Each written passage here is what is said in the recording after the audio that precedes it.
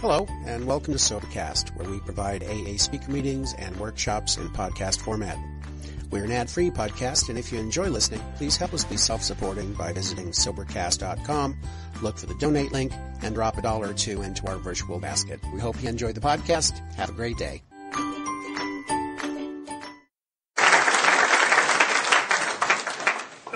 I'm Don. I'm an alcoholic. Hi, Don. You know, like they say in AA, Jack, never let the truth get in the way of a good story, huh?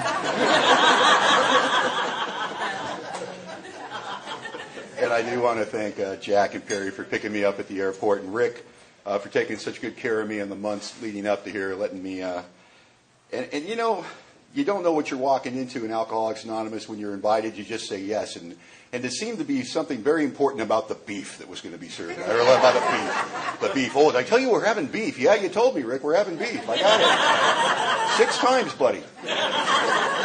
We got beef in the States, I swear to God. Well, you don't have beef like this. I'm telling you don't have beef like this. You know what, Rick, you're right. And I want to thank the guys who cooked tonight. That was unbelievable.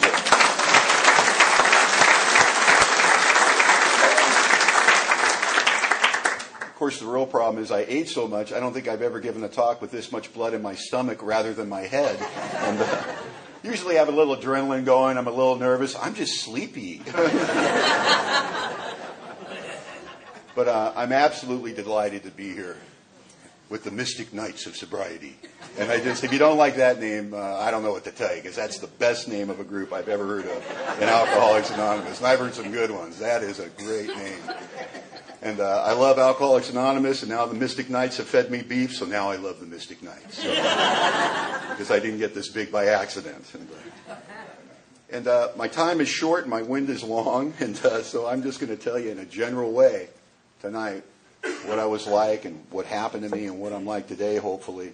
And I'm going to speak for about an hour, because if there's any watchers in here, I know I'm a watcher. I want to know when the guy's going to stop, and no life saved after 9:20, so I'll be done before then. So you can just you can feel free to throw stuff at me, tap on your watch if I get close. It doesn't hurt my feelings at all. I'll just keep talking. That's okay. And just a minor correction. There's on the ticket I saw, it said Donnell from Seattle, Washington. I'm not from Seattle. I'm from Bellingham, Washington. We are closer to Vancouver, Canada than we are to Seattle. We're about 20 minutes from the Canadian border.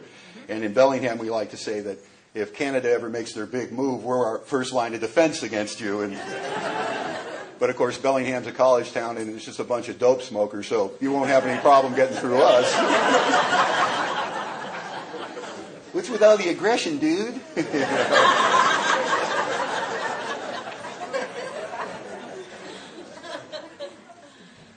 But my wife, Eileen, who's a good member of Alcoholics Anonymous, and I moved to the Bellingham area about 6 years ago from Los Angeles. So we kind of look at Seattle like L.A. with bad weather. So we don't go down to Seattle much, but we absolutely adore living in the Pacific Northwest and living in Bellingham.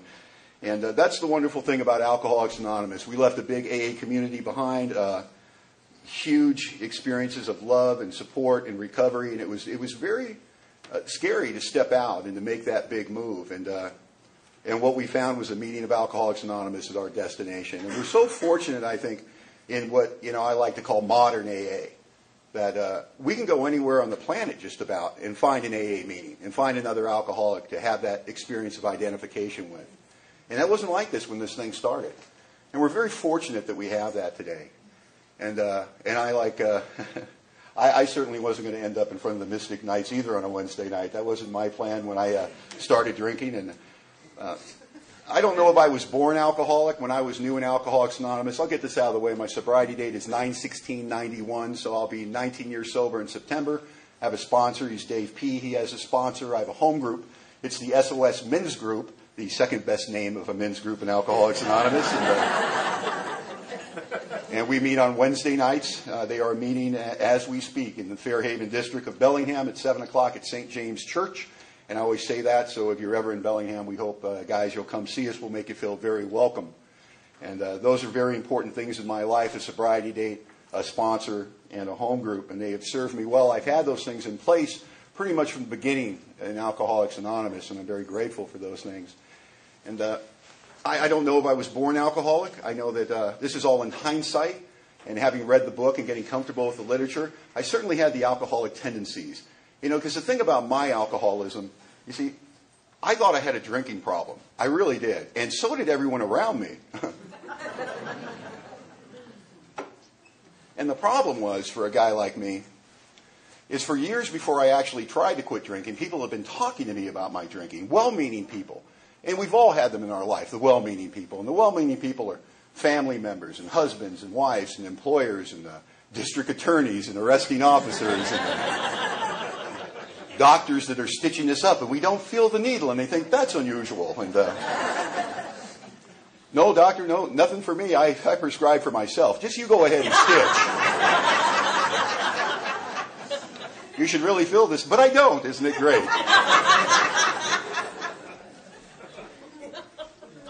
And they certainly talked to me about my drinking. And they convinced me over years. So when I had what our big book refers to as self-knowledge, and what self-knowledge is, it's not your mommy or your daddy or your husband or your wife or the arresting officer or the judge telling you got a problem with your drinking. It's in the quiet of your room at night, in your soul, and you know that the drinking's torn your life apart, and you got to do something about it. And you admit for the first time you got a problem. And you think, God, they were right. They've been talking to me for so long about this drinking thing, and they're right. I got to do something about it. And I thought that all I'd have to do is quit drinking and everything would be fine. And I didn't understand that the worst part of my disease, my alcoholism, which I thought was a drinking problem, really starts to rear its ugly head when I stop drinking. I didn't understand that for the real alcoholic, the consumption of alcohol is a treatment for alcoholism. It reduces the greater aspect of our disease. That when I'm drunk, oh sure, it'll kill me eventually, and it'll take every good thing out of my life, and it'll wring out any good that I've ever had, and anybody around me is going to pay that price just because they have the misfortune of loving a guy like me. But that's nothing compared to what happens between my ears when I stop drinking. And I thought I had a drinking problem. And I've known people that had drinking problems, And they got married and they had a kid and they said crazy things like, well, I'm married now. I have a kid. I'm not going to drink anymore. And they didn't come to AA. They just quit drinking. And they were happy. It was astounding. The first time I made the alcoholic declaration, I'm quitting drinking, so don't try to tempt me. The first time I had that self-knowledge and I quit drinking, I went absolutely stark raving mad sober. And I was confused and I was baffled. Because for years, people have been talking to me about my drinking. And they had convinced me if only I could put the drink down, I'd have this great life waiting for me. I'd be a terrific guy. So somebody needed to explain to me why I wanted to kill myself or kill someone else. And I had no idea what I suffered from. You see, I thought I had a drinking problem, and I really suffered from alcoholism. So the things that I bring to the game of life naturally, my instincts, my intellect, my emotions, things that might serve me very well in other areas of my life, will kill me dead where alcoholism is concerned. They're absolutely worthless. If I think I can drink my way or think my way out of alcoholism, it's not going to happen. If I think I feel just right, if I have the right attitude about taking on my alcoholism, I'm going to die drunk. Absolutely no power there. And because I didn't understand what I suffered from, and because I didn't go to Alcoholics Anonymous, I didn't get a sponsor, I didn't work your steps, so I couldn't have read your book, I couldn't have got to the part that said for the real alcoholic, he will absolutely be unable to stop drinking on the basis of self-knowledge. I couldn't stop drinking because I thought making the declaration would be all it took. And so after 2 short weeks of my own program of recovery, when I picked up that drink, I thought I was picking it up to reward myself because I had been good. And if you're an alcoholic, you understand that. Let's see, I haven't drank in a couple of weeks. That's pretty good for a guy like me. I think I'll reward myself with the very thing that's been burning my life to the ground. It makes perfect sense.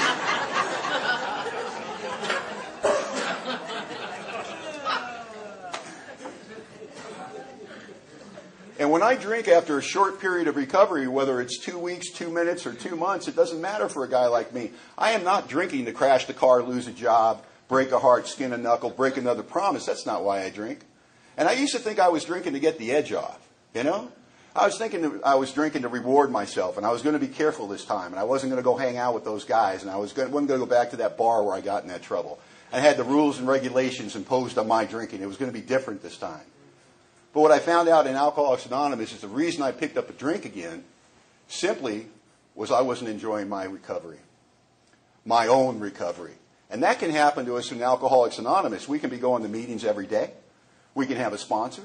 We can say all the right things. It doesn't take long to master the language around here. First things first, easy does it, one day at a time. Let go, let God. How you doing today, Don? I'm expecting a miracle.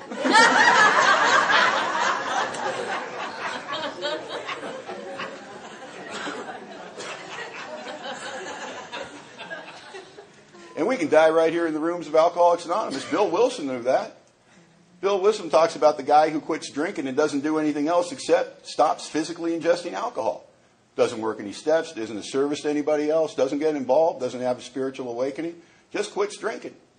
And he does what I do when I quit drinking without Alcoholics Anonymous. He sounds like this. Don't miss it at all. Working better, feel better, exercising again. Don't know what that was all about. And Bill wrote in the book, as ex-problem drinkers, we laugh at such a sally. We know inwardly our man would do anything to take a half a dozen drinks in succession. And that's what I was. I was the guy that quit drinking on my own and watched my friends drink. Isn't that fun? Remember that? You don't change your playmates or the playgrounds, go to that same old drinking party? You go, no, man, I'm fine. Club soda, baby. Yeah. Inside your head screaming, I want a beer! I want to kill them all. So I was very confused about alcoholism, to say the least. I was bringing a knife to a gunfight, and it didn't work. I spent 6 years out there after I had that self-knowledge. It happened when I was 25 years old. I didn't make it to the program until I was 31. I never want to forget this last 6 years of my drinking. They weren't the fun part. The fun part is that part that sneaks into my room late at night, whispers lies to me in my own voice in my own head, and tells me how good it used to be. Because it wasn't all bad. You know, it's funny, that voice that wants to kill me, the voice of my alcoholism, doesn't naturally talk to me about that last 6 years of drinking. I have to go to meetings of Alcoholics Anonymous and experience the gift of identifications, where one of you is proud enough and honest enough to tell the truth about what it was really like for you out there. And when you talk about how it was so salty and how it made you feel, and how you were hopeless, helpless, and hapless, and you talk about the things you did and where you went, I identify with you, and it gives me that gift of remembering. One of the prayers I pray every day is, God, give me the strength to remember. When I pray and meditate in the morning, I meditate on 2 things every morning. Now, there's a lot of other things I do, but I spend 5 minutes every morning meditating on what it was like. And I spend 5 minutes every morning meditating on what it's like today. And I'll tell you, if you do that, if you've never tried that, you will not have a bad day, I guarantee you. Because I clear my mind and I remember that last 6 years. And it's like a horrible picture show. It's the worst horror movie you've ever seen in your life. And it's starring me. That's the bad part. And after that, I start thinking about how good I've got it today. Simply by my membership in Alcoholics Anonymous. Look, I don't take it lightly that I was asked to come and do something like this. I never do. I think it's an honor and a privilege. But I think it's an honor and a privilege just to be a member of Alcoholics Anonymous. Just to be able to come to rooms like this with people like you and enjoy the gift of sobriety one more day. A gift that for a long time I didn't think I wanted, and once I wanted it, I knew I'd never have it. I knew I'd never have a sober life. I knew I'd never make it in Alcoholics Anonymous because I had tried everything I could think of to quit drinking, and I couldn't stay stopped. So I knew this thing wasn't going to work for me. But when I came to Alcoholics Anonymous, I didn't even come here to quit drinking. I came here because I was in trouble. Imagine that. And I came in here to buy some time, figure out my next move, and get the heat off. And it's so funny how, looking back in hindsight and writing that first inventory, seeing all those alcoholic tendencies in my life long before I took the first drink. I mean, I'm selfish. I'm self-centered. I'm the kind of alcoholic that knows how he looks in 17 different angles at all times. I'm the kind of self-obsessed alcoholic. I'll get you in a corner and talk incessantly about myself for a half an hour straight. Realize I'm doing that and go, wait a minute. That's enough about me. What do you think of me?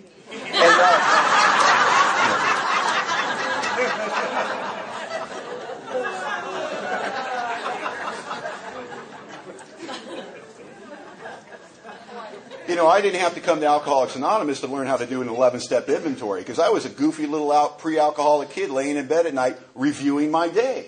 Do you remember reviewing your day when you were a little kid long before you took the first drink? adding up the score. Oh, I shouldn't have said that. Oh, I should have done that. And I don't know about your alcoholic mind.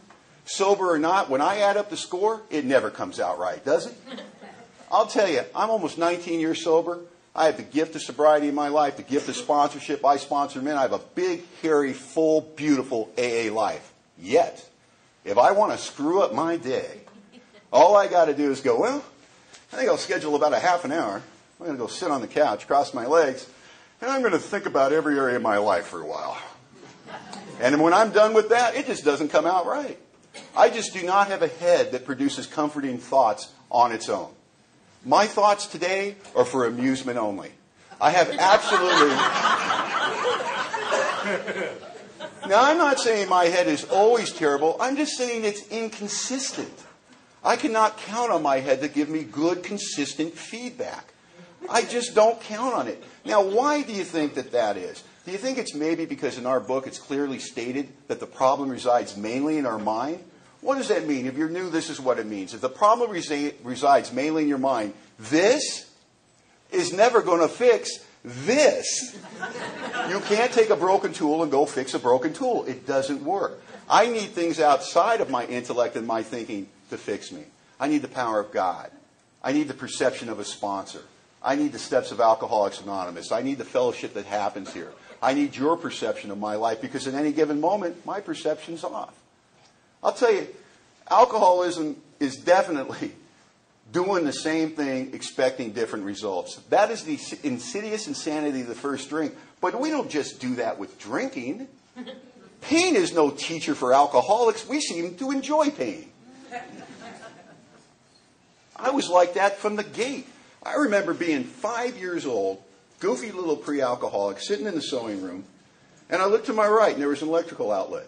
And I looked at my fingers, and there was a bobby pin. And I remember thinking, looks like it'll fit. Bam! And I got shot across the room, and my fingers are smoking, and my hair is standing straight up. And I remember thinking, did that just happen? Did that hurt as bad as I think it did? Bam!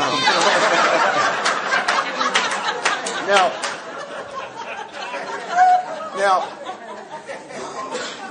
based on the way that I lived my life until I came to Alcoholics Anonymous, I guarantee you I would have went for 3, but I was unconscious. It's the only thing that stopped me. And I did that with my life. I took the vehicle of my life and I'd slam into that wall, I'd throw it in reverse and slam into that wall and throw it in reverse. There's a hole here somewhere, you got to hang in there. If you're going to be an alcoholic, if you're going to go the distance, you can't let a little thing like looking bad stop you.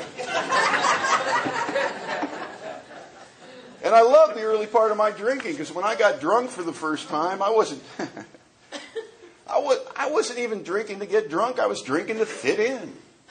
And that wasn't my first drink. Not interested in my first drink. Cute information. I don't really see why it's important. But I am interested in my first drunk because that's where I got enough alcohol on board in one setting to get there.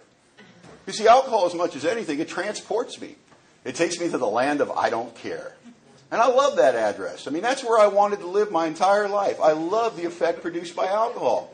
What is the effect? Is the effect that I think I'm better looking than I really am and I have the courage to walk across the room and ask that pretty girl to dance? Yeah, but no. The effect for me, in a word, is relief. It's relief from what swirls around in my head in a sober state. But in a sober state, I had nothing to compare it to until I threw my first drunk.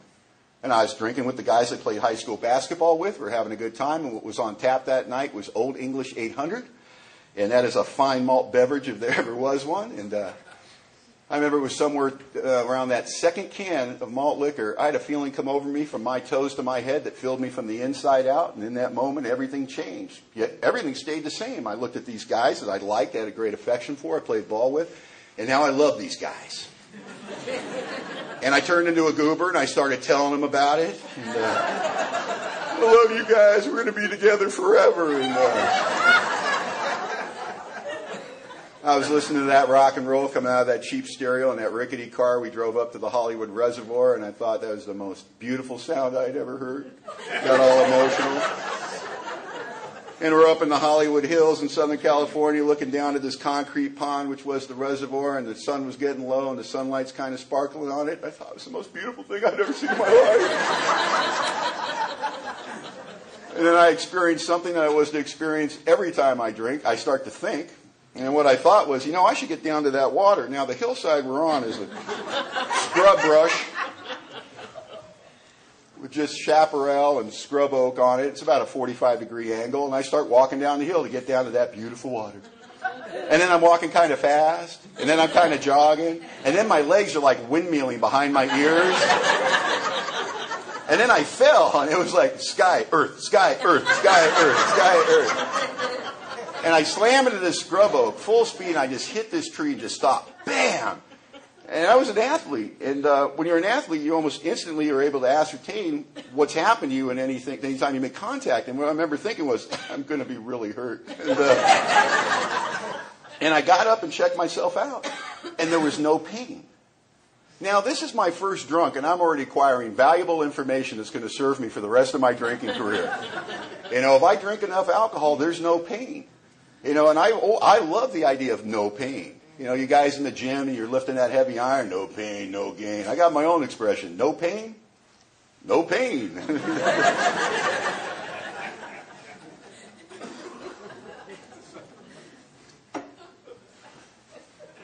And I do what most 17-year-olds do the first time I got drunk. I got violently ill and bled all over the place and got tortured unrelentlessly by my friends. And, it was a big joke the next day at school. And I didn't remember any of that. I never tapped the brake. All I remembered was that moment up on the hill when the music sounded just so and that water looked just right. And my friends felt nearer to me. And I don't remember thinking, hey, you know what? I think I'm going to drink myself half to death and burn my life to the ground. I just remember thinking, I like drinking. And we're going to be doing some more of this. And the early part of my drinking was the no trouble part. I wasn't picking up a tab. I didn't seem to get in any real trouble. I wasn't standing in courtrooms in front of judges trying to explain my latest event of outrageous behavior. I didn't have my mother standing in front of me crying her eyes out saying, don't you know you're killing yourself? I didn't have girlfriends hiding in closets because they're afraid they're going to get smacked around in my latest drunken rage. And when I was 23 years old, if you had told me those things were going to be added to my story, I would have told you had the wrong guy, that would never happen to a guy like me. And when I was 23 years old, if God Almighty had walked into the bar I was drinking and sat down on the bar stool next to me and said, Don, the next drink, the next one, it's going to pass you into a region where there's no return through human aid. You're going to have to go to Alcoholics Anonymous for the rest of your life or die a horrible alcoholic death. I'd have told God Almighty, you got the wrong guy. Because it was working for me. From the inside out, from my toes to my head, allowing me to be anything I wanted to be, not feel anything I didn't want to feel. I'm going up the ladder in business. I'm dating up the storm. I'm making a lot of money. And I love the exciting and wonderful effect that alcohol is having in my life. And trouble starts to come into my story. And trouble really comes into my story and everybody that has the misfortune of caring about a guy like me. And my alcoholism starts to affect my family and affect my relationships. And the thing about that is, it's not a problem for me until it's a problem for me. I mean, I can't tell you how many times I had a girlfriend standing in front of me, crying her eyes out, going, don't you know how I feel? I'd be like, not really.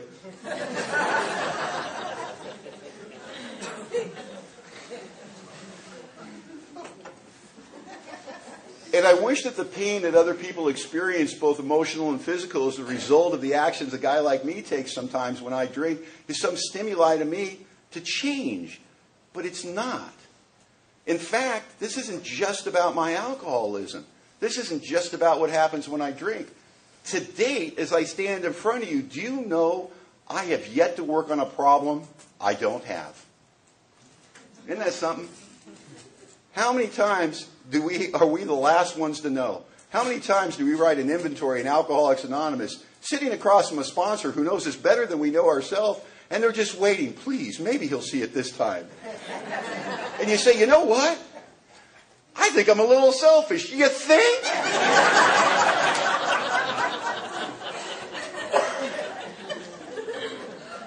You know, I've been thinking, Spons, that maybe, just maybe, I had a part in that car wreck. Maybe!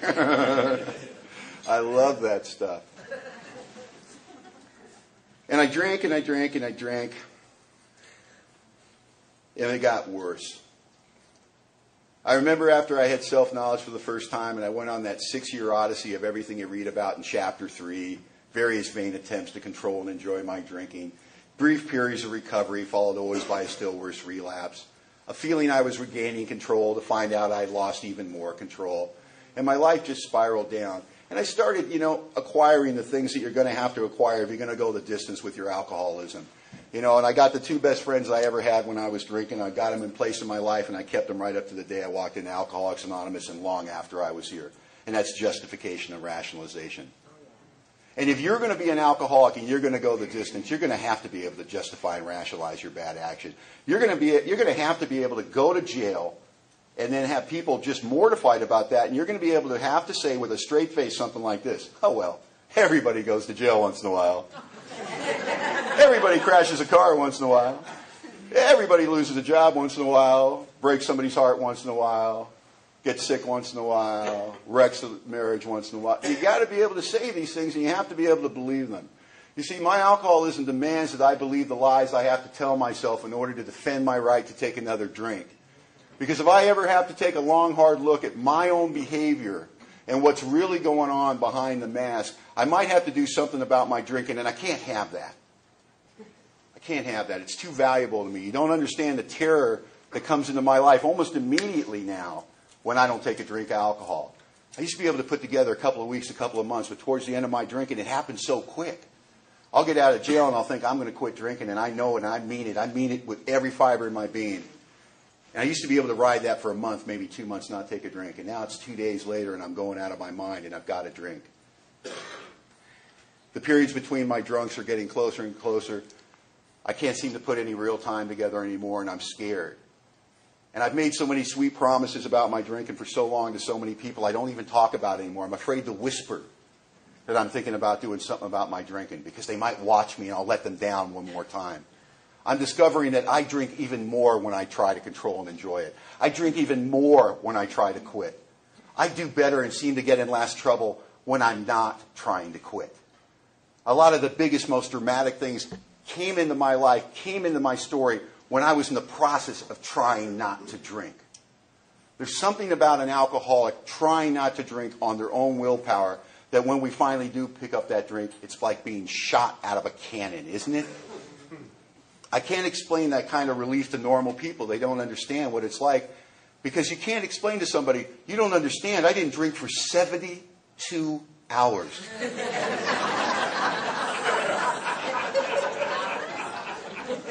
I went to work and everything. There was traffic. But they don't understand why you stole all the rent money and went out on that run for 4 weeks. It was a bad 3 days. It was tense.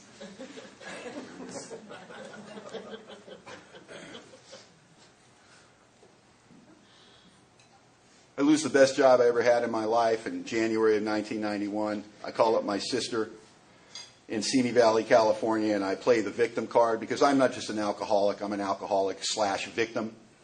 If any victims here tonight, you'll identify with that. If you've been here for any length of the time, hopefully you've worked the steps, and hopefully you have the unique experience of having 2 childhood stories, as I do. Because I have the childhood story I dragged into Alcoholics Anonymous with me. It's very tragic. And hopefully if I tell it just right, somebody will feel sorry for me.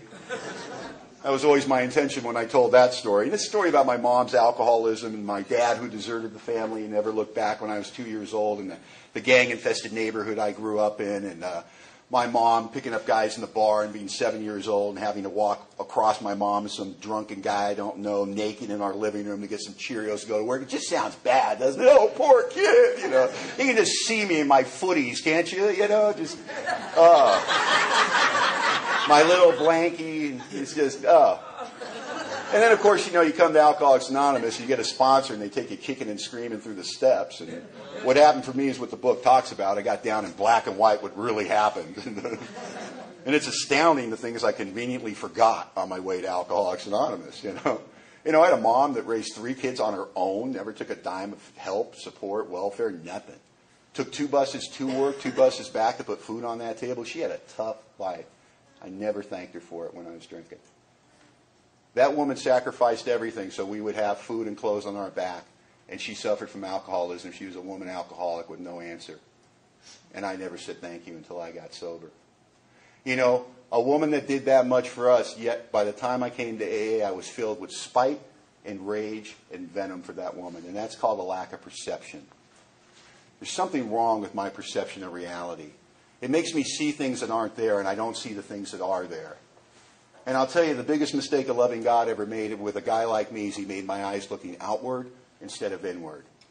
And if nothing else, Alcoholics Anonymous and the process of the steps, and the inventory process in particular, and the continuance of that process in the 10-step on a daily basis, has allowed me to take my eyes off of you and put them on me, which is coincidentally where my life is lived. I found out something astounding in Alcoholics Anonymous, that the quality of my life is based on the quality of my actions. Not my feelings, not my emotions, not my thinking, but the quality of my actions.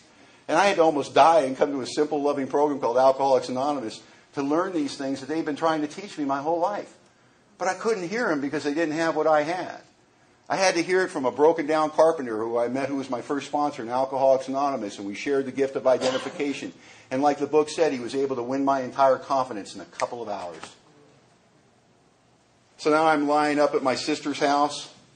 She says, you can come stay at my house, Donald, but if you drink, you're out of my house. And I tell my sister, who I love as much as anyone on the planet, I won't drink, I promise.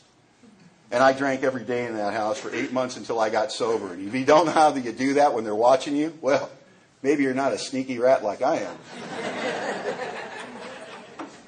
I got no problem drinking around your schedule. What time do you go to work? 7 a.m.? Bar's open. And at the end of my drinking, I'm not drinking to kid myself I'm better looking or that my friends feel closer to me or any of that nonsense. I'm doing oblivion drinking. I'm doing light switch drinking. I'm getting the whiskey on board hard enough and fast enough to shut off my head so I can get drunk and go into a blackout. So I can pass out in this room I'm mooching off of my family. So I can come out of the blackout to meet the hideous 4 horsemen. Terror, frustration, bewilderment, despair. They sat on the end of the bed in this room I'm mooching off of my sister. And they waited for me to come up from my drunk, and then they would talk to me in my own head and my own voice, and they'd make statements and ask me questions. They'd say, who are you going to hurt today, Don? Who are you going to rip off today, Don? You know, Don, you've taken every good thing that's ever come your way, and you've just torn it to shreds. How's it going to end for a guy like you? And now you're with the last relative that have anything to do with you, and you're stealing from her purse, and you're stealing your niece's Girl Scout money? You're an animal. What the hell's wrong with you? And I don't know what you do with a head like that on a hangover morning, but I just take another pull off the jug. And I thought I was going to end that way. See, I had surrendered to alcoholism without knowing what it was. I knew I'd never get sober. I knew I was going to die drunk. There was no more fight left in me. I wished for the end. The best I could do was drink and shut off my head. All the fun was gone. And I'd sit there at night drunk and wonder what had happened to my life. And remember a time when I was young and I played ball and I had friends and I had a future. And I wonder where it all went and how it got so bad so fast. And how I would do anything to have it back and knowing it was beyond my grasp. And how it would never be okay for a guy like me. I got an unemployment check in September of 91. I went up to my brother-in-law, Larry, and said, hey, Larry, I got my check. Can I borrow your card? He asked me a strange question. He said, Don, will you be coming back? And the reason he asked me that question is I had borrowed his car a few times that summer and gone out on little vacations, we'll call them. And I'm an alcoholic. The 12 and 12 says my outstanding characteristic is defiance. So I got right in Larry's face and said, how dare you, Larry? You know, the last time this happened, I apologized. I opened my heart to you. I was vulnerable. And now you're coming down on me. I don't really need this crap, Larry. And Larry felt terrible. And he took the keys out, and I snatched the keys, and I'm going out to this man's car whose home I'm living in for free with my alcoholism. And I remember thinking, there better be gas in it. The grandiosity of the alcoholic, the delusions of entitlement. And it gets worse when we get sober. This is when I'm drinking. Can you imagine what I was like when I got sober and I did the world that big favor? Well, I'm sober, you know. The whole world should stop and take notice. Jesus, Don got sober. Let's get the parade committee together. I go down to the local liquor store to cash my check, because that's where alcoholics of my type cash their unemployment checks.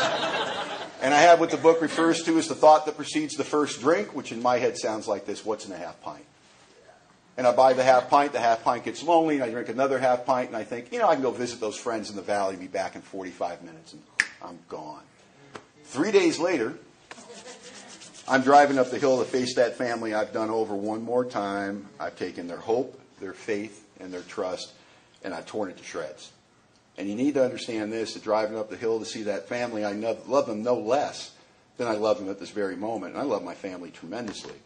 You say, I got a problem. I can't serve two masters. I only got time to serve one. And that's king alcohol. And you get between me and a drink, it's nothing personal. It's almost businesslike. I'm getting to the drink. I'm going around you. I'm going through you. I'm manipulating you. I'm telling you what you want to hear. But bet your bottom dollar, I'm getting to the drink. But I don't know anything about alcoholism, so I don't know how to explain that to you. So I say things like this: I'm sorry. I don't mean to treat you this way. I don't know how it happened. I'm really, really sorry. And I mean it so much when I say it, but it got really hard for my family to believe that and give me those second and those third and those 30th chances when I roared through their life year after year after year. I walk into that house and I find out my brother-in-law wanted to report the car stolen, and my sister is negotiating him down to a missing persons report. And the police are on their way up to do the follow-up work now. I don't know if you've ever been up for 3 days drinking and doing outside issues. But the police usually aren't who you want to talk to. I had warrants for my arrest in 2 counties, so I start yelling at my sister, I got warrants, I'm going to jail. Thanks a lot, because now it's her fault. I go outside to wait for the police because I don't want the interview to go on in front of the family. I have no idea what I'm going to be saying, but I'm fairly certain I'll be lying.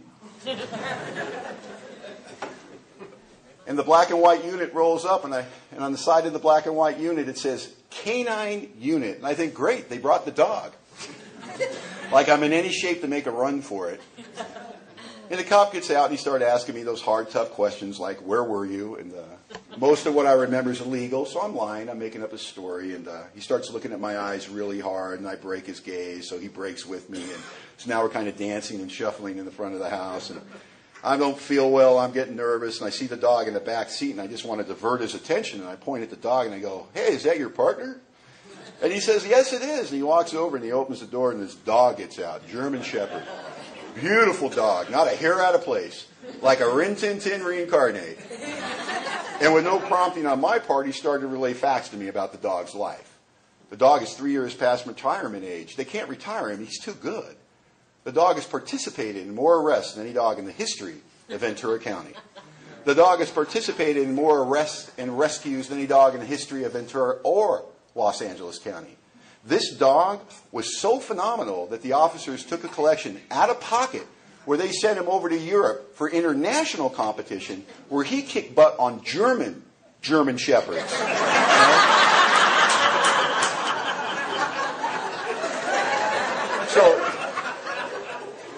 So I say to the cop, I go, well, that's a phenomenal dog you have there, sir. And this thought flies in the back of my mind, the kind of thought, the minute you think it, you know it's the truth. You want to deny it, but you know it's the truth. And what the truth was, is this dog had done significantly more with his life than I had done with mine. I hated that dog. And I didn't know it, but that was going to be my entrance into Alcoholics Anonymous. And I'd love to tell you I had some kind of spiritual awakening, but that wasn't the truth. My family was done with me. I had devastated my entire family. I had devastated the last relative that would have anything to do with me. The last one that stood up for me. The last one that took a chance on me. And she was done. It was so painful for her to be around me. She couldn't talk to me and look at me at the same time. She would talk, but she'd have to turn her head because I was too painful to look at. And she wanted me out of her house, and I didn't want to be homeless. I had nowhere to go. And I begged her, because I'm not above begging. And I said, please don't throw me away. I have nowhere to go. I'll go to Alcoholics Anonymous and everything. And then I looked behind me to see who said the last part. And I was playing the recovery card. I wasn't serious about this thing, but I caught a break. And well, here's the honest part of it is my family didn't think I was serious either. My first 2 weeks in Alcoholics Anonymous, my sister was taking me to meetings and picking me up from meetings. You know how that makes you feel when you look the way I look and you get in your older sister's car at the end of the night to go back to her home and she's driving you home. She says, "So, Donald, what'd you learn in AA tonight?" It's just embarrassing.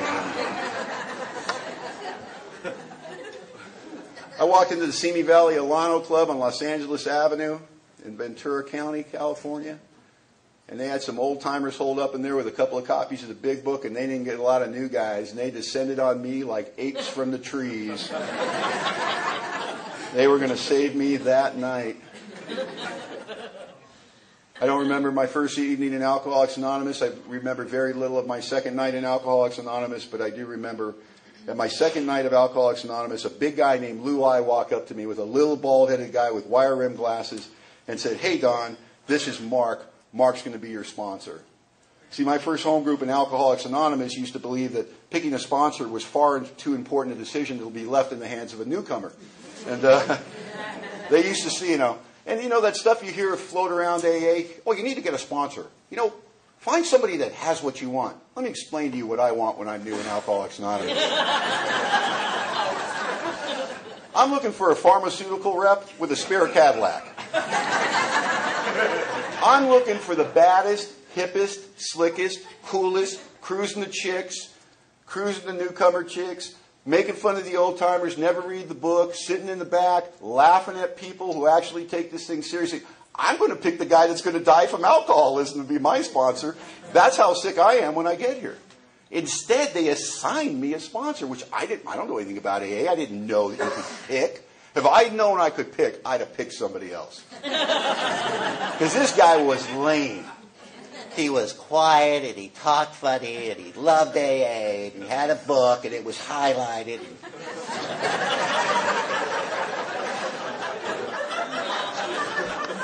And we sat down, and we had our first sponsor-sponsee interview. And he said something right off the bat I really liked. He said, "Don, I'm not going to ask you to do anything in Alcoholics Anonymous I'm not doing myself." And it sounded fair. Until I found out he went to 14 meetings a week. Never said no to an AA request. And his idea of a good time is one of you hits a rough spot in the road. You can call Mark 2 a.m. Mark will get dressed, go down to the local coffee shop, talk you through it. Mark used to say, "Only to the extent that I'm willing to be inconvenienced for my fellow alcoholic, that is the true extent that I walk with God." He used to always say, "My value will never be measured by my bank account. My value will always be measured in my worth to others." So I had a spiritual zealot on my hands, and I don't think I dig what he's laying down. And I could tell you a lot of stories about Mark, but all I can tell you about Mark is he was on fire with Alcoholics Anonymous. Absolutely on fire with the program Alcoholics Anonymous. And I followed Mark around like a puppy. And I just followed him around. And one day, I think I stood too close to him, and I just burst into flames. That's the only explanation I can get.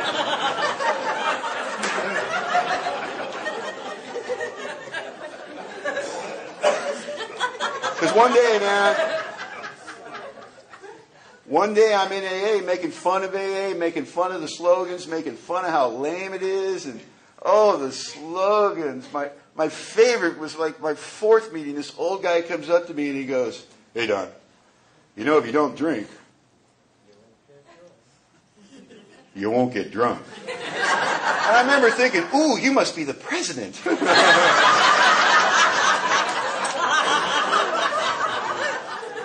And I went from that to like 20 days sober. I'm in the shower getting ready for a meeting.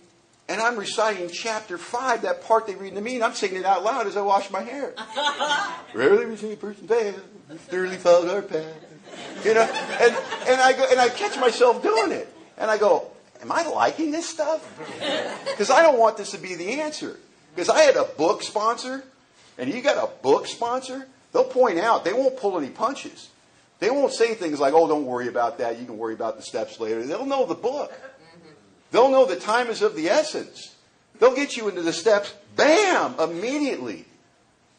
You don't wait till somebody gets their shit together to be ready for God.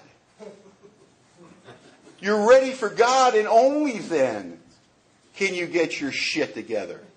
And he knew that. And he dragged me into the steps, and I put up a good fight. I said, I'm $100,000 in debt. I owe the IRS $80,000. I haven't worked in a year. I haven't had a valid driver's license in 10 years. I got warrants for my arrest in 2 counties. My family's done with me. And he's the one that pointed out, and you're physically dying from alcoholism. Oh, yeah, and I'm passing blood. I'm physically dying from alcoholism. And he said, these are your big deals? I go, yeah, I think they're fairly significant. And he told me I was wrong. And I hope I never forget what he told me. He said I only had one problem. He says, that's that you suffer from a disease called alcoholism. He goes, I'll make it simple for a guy like you. You got something that wants to kill you slowly and take a large bite out of anyone that has the misfortune of caring about a loser like you. And we'll let you know when these other things are problems. Now, what I heard was I didn't have to pay back the IRS.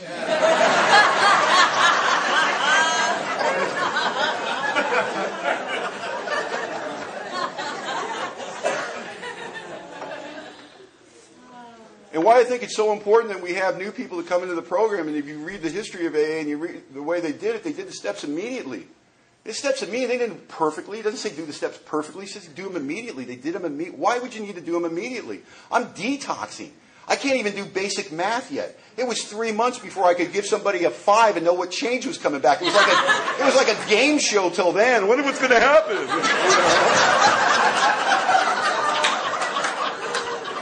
The circuits weren't hitting. But where the steps were concerned, my sponsor used to say, hurry, hurry, lest the test comes early.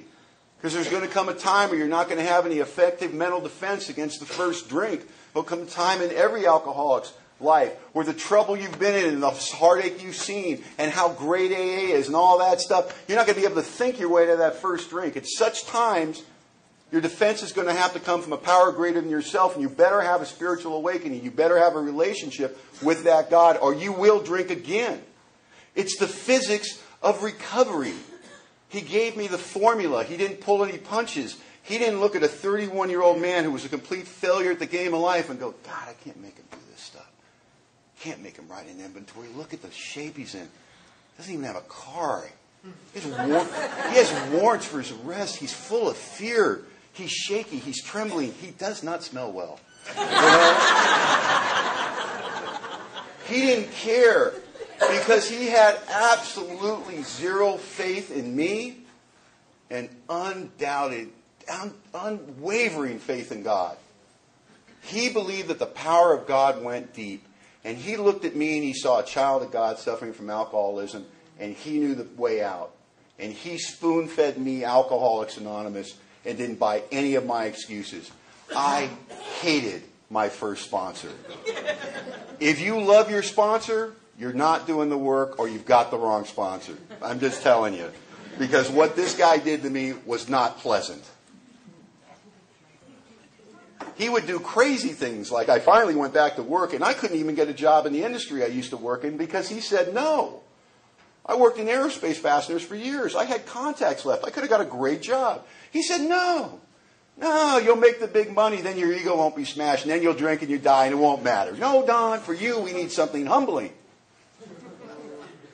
Suggested program? Not with this guy. I remember when he told me I couldn't get a job in my old industry, I said, I thought the program was suggested. He had already walked away from me. He spun on his heels like a ninja. Ha! And was back in my face before I saw him move. It was like a special effect. He scared me. And he said, I'm tired of hearing that crap about suggestion in Alcoholics Anonymous. Let me tell you something. He goes, you're so sick, Don, everything that comes out of my mouth and goes into your ears, you assume it's a direction. And we'll let you know when you pass into the region of suggestion. And then he walked away, and I went, wow. And he would do things like, oh, hey, you're not working tomorrow. Let's go to court. And I thought, great, who are we going for? Because in AA, we're always going to court, aren't we? We're always standing up for somebody, vouching for somebody, waving goodbye to somebody. I mean, it's just the AA way.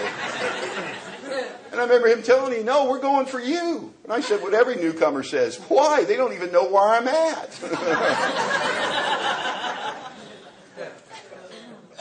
He said, no, if you're going to live free, you got to live free of this stuff. You can't walk around a criminal with warrants for your arrest and say you're a spiritual being in Alcoholics Anonymous. It's embarrassing. We don't like hanging out with criminals. Clean your shit up.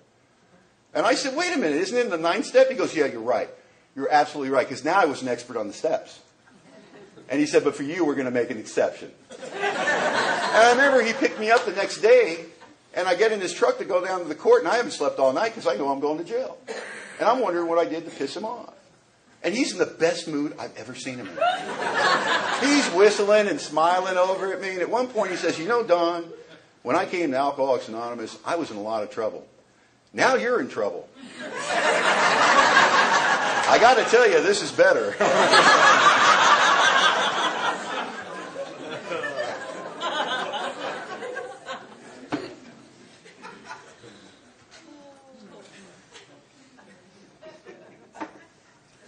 I wouldn't write my inventory. And I went crazy in the rooms of Alcoholics Anonymous, going to 14 meetings a week with commitments, talking all the fun talk that we talk around here. When I got shared on, people levitated. It was very spiritual. My alcoholism was killing me between my ears, and I couldn't talk to anybody about it. My sponsor said, you're not going to get any relief till you write your inventory. You've stalled on your step work. He goes, you're not in the moment. I said, what do you mean? He goes, oh, you're in the past and remorse. You're in the future and worry. You're not in the moment. You won't be in the moment until you write your inventory and share in the fifth step and do 6 and 7 and 8 and 9. You won't get any relief. You're going to live in the past or worry about the future. He goes, and Don, the moment's the only place you can meet God. The moment. What's he talking about? I got a head like a beehive. And I would talk to him and go, what are you talking about? He goes, Don, right now, you and me in the meeting hall, standing here, are we okay? I go, yeah, but tomorrow. He goes, up, you just left the moment. And I didn't know what he was talking about. And I was going to leave AA. I was probably 7 months sober, and I was going to quit AA. And it was a sad day. I was working construction. I was terrible. I had a nickname on the job site, the Bleeder. And I was terrible at that job. I hated my sponsor. I hated AA because I wasn't working my steps. And now, like every alcoholic, when I'm uncomfortable on the inside, it must be something wrong on what's outside of me. I've lost that perception. My eyes are on you again. And it's the means, it's my sponsor, it's AA. It doesn't work. I remember I got up at 4:30 in the morning to go to work, and I'm walking down the hill where I'm still living at my sister's house and getting sober in her house. And I'm thinking about how sad it is that AA turned out to be something that didn't work for me either. And I'm thinking about I'll go to the meeting that night and I'll resign. And if there's something I have to sign, I'll sign it. It's okay. But I just can't do this anymore because I'm going crazy. And I'm not sleeping at night, and I'm going to 2 meetings of AA every evening, and nothing's making me feel better. And it's quiet and it's dark. It's quiet and dark everywhere in the world at 4:30 in the morning. And I've got my little framing bags, my little Playmate lunch pail with my cheap meat sandwiches because it's all I can afford. And I'm just sad. And then I saw him, and a couple of dogs that got out of the neighbor's house, I suppose. A couple of big Rottweilers, beautiful dogs, and they're just doing what Rottweilers do at 4:30 in the morning when they get out of their yard. They're jumping over hedges and they're rolling on their back and they're just playing with each other. And it stopped me in my tracks, and I was watching them because they were having such a good time. And I got to tell you, it lifted my spirits. And then they saw me, and they looked at each other. And they looked at me, and they looked at each other, and they charged me. And I'm a big tough guy, right? I started screaming like a 6-year-old girl. Ah! I dropped my bags down, and I'm fending them off like some sissy matador. Get away! And they're coming at my feet. And then they're breaking off, and they're coming around thinking, oh, my God, they're flanking me. They're flanking me. And I'm going down the hill, and I'm fending these dogs off. And I was of such service to these dogs because at some point it was almost like, let's see how high he jumps this time because I'm clearing edges. And I get to the bottom of the hill, and the dogs run off, and now I'm not leaving AA. At least not till I tell my sponsor my latest tale of woe. And I go to the meeting that night, and I corner my sponsor, and I tell him the story like only a newcomer can, like a 5-minute story in 10 seconds without breathing. And they were huge, they had teeth like this, and they chased me. I thought they were going to kill me. And I get through the whole story, and he doesn't miss a beat. He goes, well, I bet you're in the moment.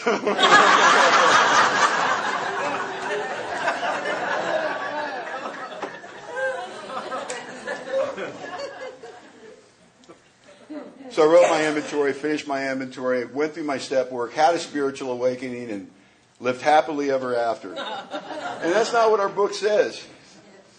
I made it to the 2-year mark in sobriety. I was going to a ton of meetings. I'm sponsoring guys by this time. Sponsorship's an interesting thing. It's probably the most important aspect of my recovery.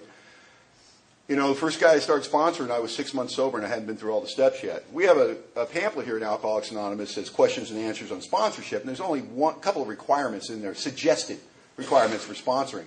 And that's that you have a year of continuous sobriety and you've worked the 12 steps. Well, I hadn't even started making my amends yet, and I was about 6 months sober. And I went on a 12-step call with another guy with 6 months and a guy with 14 years, and we gave this guy our best stuff, and didn't think he'd call anybody, but he actually called me the next day, which was good because he had a car so he could give me a ride to the meeting. And, and on the way to the meeting, he asked me if I would sponsor him. And, you know, I didn't think I would qualify. So I said to him, I said, well, you know, Donnie, let me talk to my sponsor and I'll get back to you. And so we went to the meeting and I pulled my sponsor aside. And I said, yeah, this guy that we 12-stepped the other night. He goes, yeah. He goes, he asked me to sponsor him. I go, what'd you say? I said, well, I had to talk to you. He goes, let me get this straight. This guy takes whatever courage he has left in the entire universe, somehow summons the courage to ask another human being for help, and you told him you'd get back to him? Go tell him yes, you selfish bastard. And, so I went and told Donnie yes, and so I don't know what to do, and I asked my sponsor, what do I do? He goes, do what I did for you. You know, so I started abusing Donnie, and it was kind of fun, actually, you know. And Donnie kind of liked it. It was weird, you know. Like, he cares. He yells at me, you know. And we're going to all these meetings. We're going to question and answer meetings and book studies. And I noticed in the book studies, you know, every time it's Donnie's turn to read, Donnie doesn't read, he passes, you know. It's like, I got to tell Donnie we don't do that. We participate in our own recovery in Alcoholics Anonymous. So after the meeting, I pull him aside and I go, hey, Donnie, I'm seeing you're passing at the meeting. We don't do that. We participate. And Donnie looks down at his feet and real low and barely hear him. He goes, yeah, I don't read so good. And I go, well, what do you mean you don't read so good? He goes, I don't read at all. And, you know, in polite society, I guess you'd feel bad, wouldn't you? You'd be embarrassed. Oh, my God, I shined a light on that. How embarrassing. But we're at Alcoholics Anonymous, and we don't think that way, do we? Instantaneously, you know what came out of my head? I go, Donnie, no problem. I know how to read. And every day for a year, after 2 meetings of Alcoholics Anonymous, Donnie and I would sit and read the big book of Alcoholics Anonymous together with a dictionary sitting next to us. And we saved each other's lives. Because I needed Donnie and Donnie needed me. And Donnie learned to read in the program of Alcoholics Anonymous. And he learned to read from the big book of Alcoholics Anonymous. And if you heard Donnie read an open meeting of AA today, you'd never know that he had that disability before, and he certainly doesn't have it today. And this isn't about what I gave Donnie. I didn't give Donnie anything. Donnie gave me such a gift. Because I was broken in half by the way I had lived my life, and a man came into my life, and he made me feel purposeful. Because in Alcoholics Anonymous, I don't know what gift you don't think you have, but maybe you should start focusing on the one that you do have. Because you got something that somebody needs here. Someone's going to die if you don't give them what you have. And your job is to find out what it is that you're supposed to give. Because the game we play around here is you bet your life. And we are uniquely qualified to carry the message to the alcoholic who still suffers. And I think I'm going to clear up a misunderstanding. I think when we say that we're uniquely qualified to carry the message to the alcoholic who still suffers, our mind automatically thinks of a situation outside of the rooms of Alcoholics Anonymous. And we think of formal 12-step call. We think of answering the phones. And we think of doing corrections and treatment work. And we think of doing public information work. And we think about carrying the message outside of the rooms of Alcoholics Anonymous is how we carry the message. And you would be right about all those endeavors. Incredibly important work that I participate in, always have and always will, carrying the message outside of the rooms so that everybody has their chance of recovery. Like the book says, we will not stop till everyone in that town has their chance to recover. And wherever you live, that's your job. But I think we forget that we have to carry the message in the rooms of Alcoholics Anonymous. I think sometimes as long-term members, we're under the assumption that if the newcomer has made it in the rooms of Alcoholics Anonymous, they're okay. Oh, he's okay. Oh, I see him at all the meetings. You say hi to him. He sweeps up after every meeting until we don't see him anymore. And the thing is, I've got 3 names in my cell phone right now, and I've only had this number for 4 years, okay? 3 names of young men that I went to meetings with, that I had dinner with, that I did commitments with, that were part of my AA family, that I have attended their funerals. I do not delete their contact information from my cell phone because I have so many numbers in my cell phone that once a month I scroll through and I call people to touch base. And I go by these names that are no longer with us. And they were in Alcoholics Anonymous. They were doing the work. They had sponsors. They loved the program. And they just stopped dancing with the partner that brought them. And I've seen it again and again. And one of the gifts I think that we give each other that we don't take seriously enough is we become spiritual tethers. Am I here because of a loving God? Am I here because the steps have worked in my life? Am I here because of the million things that have happened to me?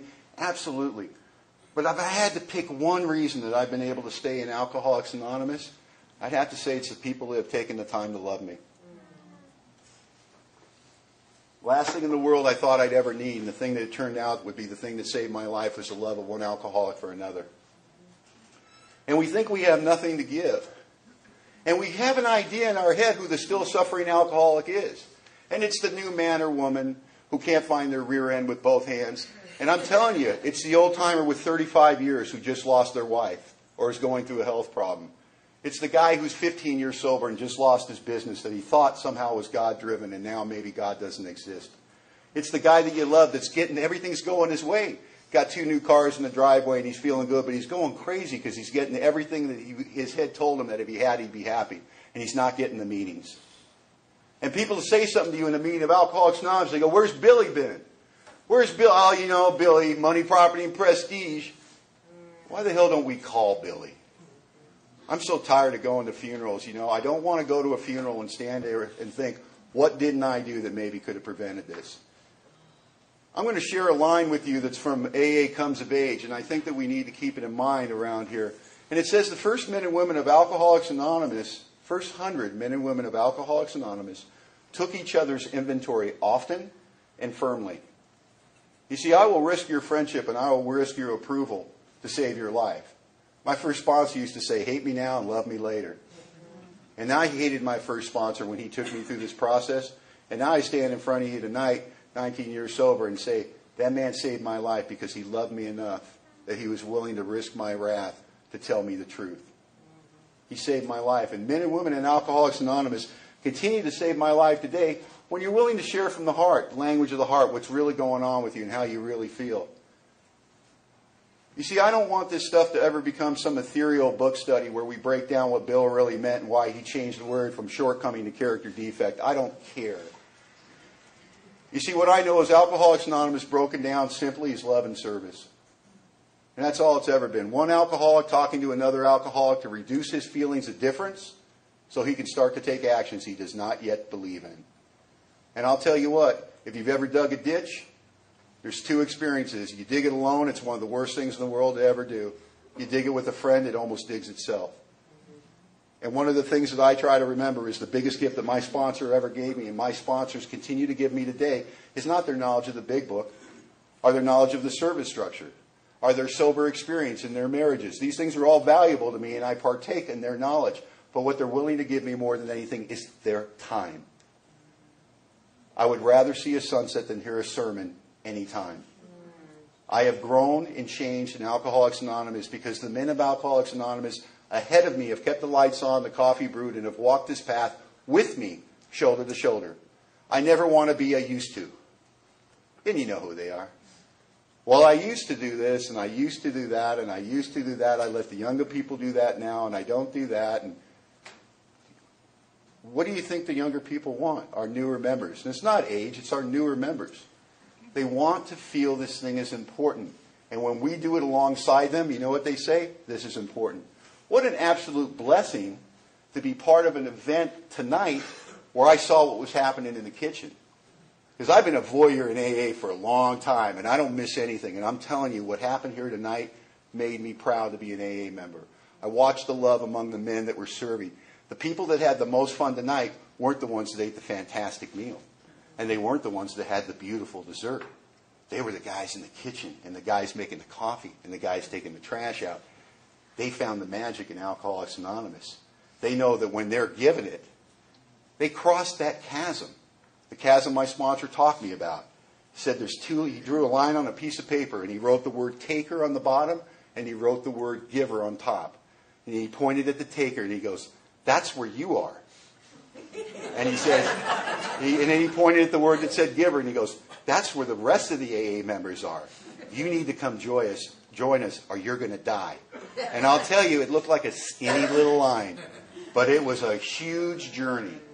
You know, they talk about the journey from your head to your heart. That's nothing compared to the alcoholic journey from being a taker to becoming a giver. And I saw a lot of givers tonight, and thank you for that experience. And thanks for letting me be here with you. Hope we all stay sober.